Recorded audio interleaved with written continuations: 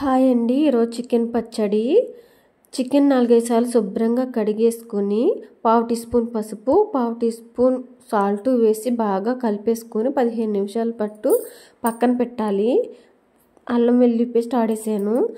మసాలా సామానం 2 స్పూన్ల ధనియాలు, 1 స్పూన్ జీలకర్ర, పావు టీ స్పూన్ ఆవాలు, పావు టీ స్పూన్ మెంతులు, 4 లవంగాలు, 5 యాలక్కాయలు, చిన్న చెక్క వేసుకొని కలిపేసుకొని వేపేసుకొని చల్లారిపోయిన తర్వాత మిక్సీలో వేసుకొని పౌడర్ చేసుకొని పక్కన పెట్టేసుకోవాలి. ఇప్పుడు ఒక బాండీలో నానబెట్టుకున్న చికెన్ వేసుకొని వాటర్ అంతా బయటికి వచ్చే వరకు స్టవ్ మీడియంలో పెట్టుకొని బాగా అటు ఇటు కలుపుతూ వాటర్ అంతా బయటికి పోయేలా ఫ్రై చేసుకోవాలి. చూడండి వాటర్ ఎలా బయటకు వచ్చేస్తుందో. ఇప్పుడు మొత్తం డ్రై అయిపోయింది.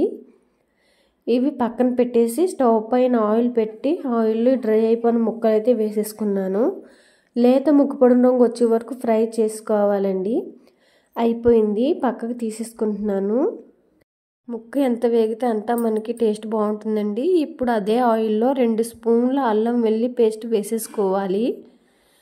అల్లం వెల్లుల్లి పేస్ట్ బాగా వేగిపోయిన తర్వాత ఈ ముక్క చూసారా, ఇలా విరిగి తీస్తే ఇలా ఉంటే జ్యూసీగా బాగుంటుందండి. అల్లం వెల్లుల్లి పేస్ట్ వేగిపోయింది. ఇప్పుడు వేయించుకున్న చికెన్ ముక్కలు వేసుకున్నాను. ఇందాక పట్టిన మసాలా పౌడర్ కూడా వేసుకున్నాను. బాగా కలుపుతున్నాను. స్టవ్ కట్టేసుకోవాలండి. ఇంకా స్టవ్ అవసరం లేదు. కారం వేసేటప్పుడు మళ్ళీ కారం నల్లగా మారిపోతుంది. తగిన సాల్ట్ వేసేసుకున్నాను. ఇప్పుడు కారం కూడా వేసేసుకొని బాగా కలిపేసుకుంటున్నాను. చూడండి మంచి కలర్గా వచ్చింది, సూపర్గా ఉంది.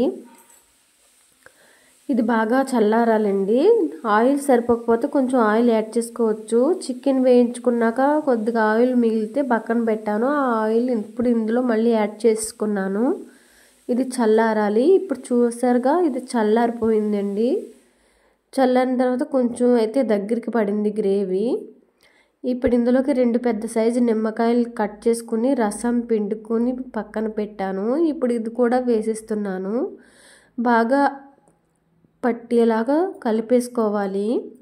అంతేనండి, చికెన్ పిక్కిలి రెడీ అయిపోయింది. దీన్ని ఒక డబ్బాలో స్టోర్ చేసుకుని పక్కన పెట్టుకొని మీరు ఎప్పుడైనా తినవచ్చు. సూపర్గా ఉంటుంది టేస్ట్ అయితే. మా ఛానల్ సపోర్ట్ చేయండి, సబ్స్క్రైబ్ చేసుకోండి. చూసారా, బాయ్.